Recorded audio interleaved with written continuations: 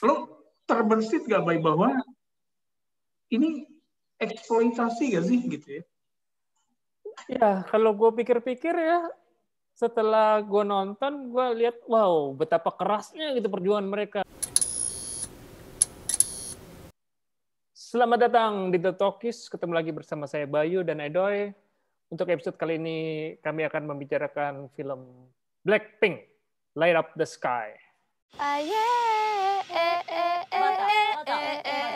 However you feel comfortable, like I'm ready for love, I'm ready for love, I'm ready for love. I'm ready for love. There you go. Our next guests are the best charting Korean girl group of all time, K-pop sensations. K-pop has become a worldwide cultural phenomenon. We grew into something that we didn't even know was possible. Oke, Light Up the Sky ini mendokumentasikan perjalanan Blackpink mulai dari audisi sampai mereka di titik sekarang menjadi fenomenon gitu ya. Ya. Buat Blink sejati ini mungkin nggak terlalu banyak informasi baru di sini gitu ya. Buat mereka yang ngikutin, kan kita tahu buku-buku tentang Blackpink, video-video mereka di channel YouTube mereka itu udah banyak juga gitu kan ya. Nah, tapi kalau buat mereka yang baru kenal sekarang-sekarang, ini bisa, kalau menurut gue mungkin bisa menimbulkan apresiasi baru terhadap mereka atau K-pop artis pada umumnya gitu ya. Kita bisa lihat tuh. Oke, ini kan tayang di Netflix ya, terutama untuk menjaring pasar Amerika ya, untuk memperkenalkan Blackpink nih di Amerika. Gue sendiri termasuk pasar yang mau diperkenalkan karena gue belum kenal sebelumnya sama Blackpink ini. Belum terlalu kenal lah di Indonesia, siapa yang nggak kenal maksudnya. Udah pasti pernah dengar lah kalau di Indonesia. Tapi ya gue termasuk market yang pas untuk dijaring oleh film Netflix ini. Gue mau tanya sama lu setelah melihat ini, apakah lu punya apresiasi baru terhadap mereka dan K-pop artis secara keseluruhan atau gimana, Bay? Gue punya pandangan baru, mungkin apresiasi ya bisa dibilang gitu sih. Cuman gue punya pandangan apa yang terjadi di sana ya. Jadi gue ada bayangan bahwa gimana mereka itu mendevelop artis-artisnya, K-pop industri itu gimana caranya. Kelihatan juga dari situ. Ya, kita sama-sama tahu bahwa kalau di Korea nih, yang namanya K-pop artis nih, mau yang cowok mau yang cewek, yang grup ya, itu tuh bukan yang mereka ketemu terus, yuk kita bikin gitu. Oh tapi, iya, kayak di Indonesia. Mereka di manufacture oleh manajemen gitu, manajemen yang scouting, kemudian mereka yang milih siapa aja nih untuk masuk grup A, siapa aja untuk masuk grup B gitu. Nah, jadi gue di film ini gue baru ngeliat bahwa dan baru tahu bahwa YG Management nih yang Korea nih, manajemennya Blackpink tuh buka audisi di beberapa negara ya, nggak cuma di Korea doang, negara lain. Kayak Lisa kan dia audisi di Thailand, si Jennie di Selandia Baru, si Rose di Australia gitu. Jadi gitu. Nah, dan ternyata sebelum mereka, artinya gini, sebelum menjadi Blackpink, mereka tuh latihan 4-6 tahun gitu ya. Ini para personal Blackpink latihan 4-6 tahun, 14 jam sehari, libur cuma 1 hari dalam 2 minggu gitu. Sebegitu kerasnya, sebegitu disiplinnya gitu kan. Gitu. Jadi yang kalau menurut gue wah gitu ya, hebat banget disiplin mereka gitu. Lo terbersit gak baik bahwa ini eksploitasi gak sih gitu ya? Ya kalau gue pikir-pikir ya, setelah gue nonton gue lihat wow betapa kerasnya gitu perjuangan mereka. Kalau ngelihat Lisa dan semuanya lah ya. Gue by the way gue tahu Lisa itu dari Thailand aja dari lu. Gue pikir mereka sama semua gitu ya. Ternyata ya gue ngambil contoh Lisa gitu. Lisa diambil dari Thailand umur 14 tahun. tanpa siapa-siapa, dia di negeri orang. Hmm. Ya lu bayangin aja udah. Dan nggak bisa bahasa Korea. Kalau di Amerika udah jelas mungkin nggak akan bisa dipakai karena child abuse lah atau apa. Jadi tinggal perspektifnya aja ya. Iya. Iya. Nah, dan maksud gue ini kebayar ya. Kan puncaknya ini, jadi gue mengingatkan gue sama film Bohemian Rhapsody sih, by In a Way gitu ya, bahwa puncak dari alur cerita ini tuh ada di konser besar gitu. Bohemian Rhapsody kan ada di Live Aid gitu. Nah, kalau di Light Up the Sky ini ketika mereka menjadi artis Korea pertama yang tampil di Coachella gitu ya. Catatan buat Coachella tuh sempat untuk tahun ini nggak ada, tapi sebetulnya Rich Brian dan beberapa artis Indonesia rencananya tampil di situ ya. Sayangnya karena pandemi 2020. Iya, nggak ada. Oke, itu kan Coachella yang Blackpink itu April 2019. Gue ngikutin tuh beritanya. Dan memang media di sana, di Amerika itu, banyak yang single out Blackpink gitu. Jadi nggak cuma Coachella doang, tapi mereka nulis khusus tentang Blackpink, gitu, penampilan Blackpink di Coachella. Oh gitu. Padahal di situ kan banyak nama-nama lain gitu kan. Nah, gue rasa kesuksesan mereka itu ya mereka membuktikan bahwa mereka nggak cuma filler. Mereka kan khawatir ya di dokumenter ini dikasih lihat, mereka khawatir ada yang nonton nggak sih gitu. Iya benar. Ternyata mereka nggak cuma filler, tapi betul-betul jadi stand out, dan itu gue percaya penampilan mereka di 2019 itu yang membuka jalan buat artis-artis Asia lain untuk tampil di Coachella. Termasuk Rich Brian sama Nicky yang rencananya April kemarin ya, Pak ya? Iya, sayang banget tuh mereka. Mudah-mudahan tahun depan jadi. Nah, cuma itu maksud gue yang gue I'm happy for them gitu ya. Tapi di sisi lain memang agak sedikit pilu gitu melihat bahwa even at this stage ini kan dokumenternya ini selain footage dokumentasi pribadi, footage dari YG Management yang mereka latihan segala macam, ada juga yang memang interview khusus ke para personel Blackpink, dan itu dilakukan 2 kali sebetulnya untuk film ini.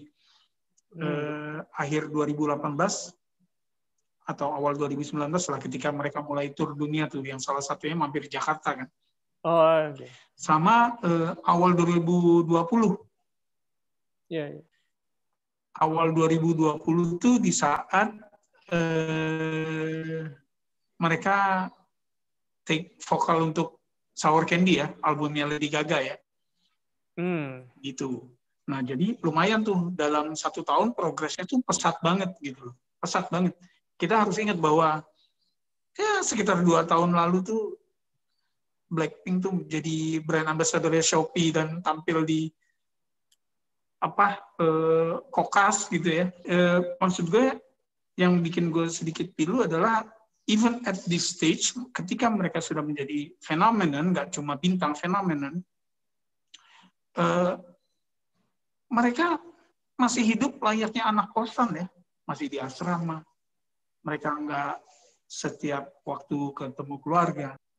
Iya, oke. Makanya jadi yang gue nggak tahu ya sistem di sana seperti apa, lebih menguntungkan manajemen ketimbang artisnya mungkin gitu ya. Jadi kalau gue ngeliat YG manajemen nih ya tetap punya peran ya. Gue rasa agak sulit juga kalau grup biasa kayak seperti lo bilang, kayak misalnya di Indonesia teman-teman saling teman, kita buat boy band, girl band, yuk kita go internasional, gue rasa sulit. Itu aja gue melihat dari film Teddy Park atau YG Management lah, mereka udah kayak punya, oh gini nih caranya untuk supaya girl band Korea bisa go internasional. Jadi anggotanya sangat internasional, karena itu yang the only Korean adalah si Jisoo di situ. Sementara yang lain tuh sebetulnya walaupun Rose dan Jennie orang berkebangsaan Korea, tapi mereka besar di negara lain. Sama di luar. Iya. Udah bukan, bisa dibilang bukan orang Korea lagi, apalagi Rose mah bukan orang Korea.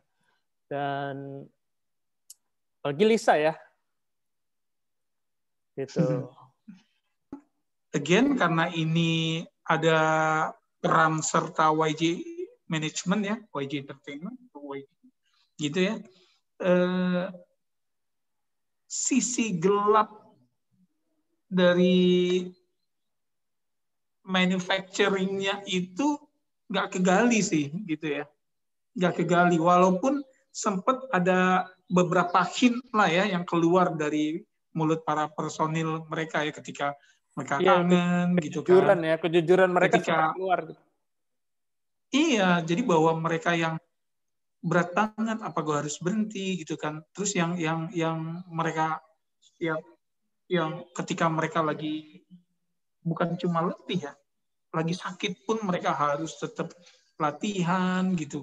Iya benar. Gitu. Nah, itu sih yang maksud gue yang membuat yang kurang digali, dan itu yang ada a little bit hint of exploitation gitu. Iya, karena ini tujuannya untuk memperkenalkan mereka di dunia internasional ya, bukan untuk lebih dalam. Mungkin next-nya bisa begitu. Jadi ini yang penting kenal dulu nih dunia yang belum kenal, kayak seperti gue contohnya jadi mengenal. Dan menurut gue ini yang salah satu yang gue suka dari dokumenter ini di editingnya sih, Bay ya. Maksud gue yang openingnya itu keren banget gitu ya. Transisi dari saat pertama kali mereka muncul untuk publik ya, saat mereka baru berkenalan sampai 3 tahun kemudian ketika mereka mulai konser keliling dunia gitu. Nah itu kita bisa lihat dalam 1 menit terjadi transformasi gitu ya. Dan editingnya itu kan memang ikutin beatnya hit dunia pertama mereka, Dudu gitu. Dan gue bilang it's a mastery of editing gitu untuk openingnya. Dan closingnya juga ketika mereka makan di restoran di tempat mereka dulu biasa makan saat masih di asrama gitu ya, saat mereka masih training, bittersweet gitu ya. Saat mereka kita akan menikah gak sih gitu ya, kita akan punya anak gak sih. Tapi emang timeline-nya itu awal-awal mereka. Gue sih nggak ngeh itu timeline-nya kapan kalau yang endingnya ya. Oh iya, itu terakhir itu. Jadi di restoran yang sama itu kan di tengah-tengah film juga dikasih lihat gitu mereka makan di situ. Jadi bahwa setelah hiruk pikuk gitu ya, terus ditutup dengan suasana intimate gitu ya. Mereka makan ngomongin masa depan yang mereka nggak kebayang gitu. Kita bisa nggak sih jadi kayak orang-orang, kita bisa nggak sih, mungkin nggak kita punya anak, punya keluarga gitu, kayak gitu. Kalau gue emang suka ya dokumenter musik tuh. Kayak Netflix juga ngeluarin yang Taylor Swift, Miss Americana, yang gue suka juga. Terus juga suka. Waktu itu Katy Perry, dan yang favorit gue yang George Harrison. Jadi gue enjoy banget tuh, secara emosi bisa dapetin gimana perjuangan mereka. Yang momen paling emosional bagi gue pas mereka kayak si Lisa maupun Rose yang bukan orang Korea balik kampung gitu. Iya. Emosinya dapat. Iya. Iya. Momen, kalau itu momen emosional lu, buat gue momen emosionalnya adalah ketika menurut gue personil yang paling depresif sepanjang film ini adalah Jennie ya.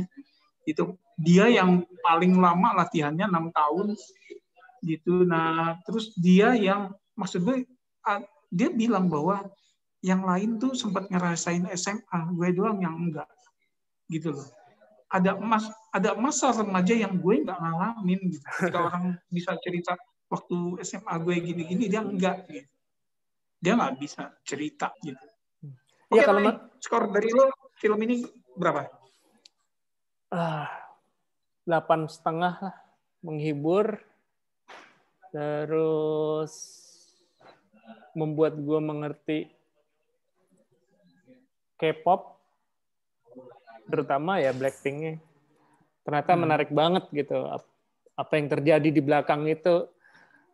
Mungkin kalau orang kayak gue nggak tahu gitu. Mungkin kalau orang yang memang udah mengerti K-pop kayak lo atau yang lain, mungkin hal yang biasa. Tapi bagi gue emang cukup memberikan insight gitu.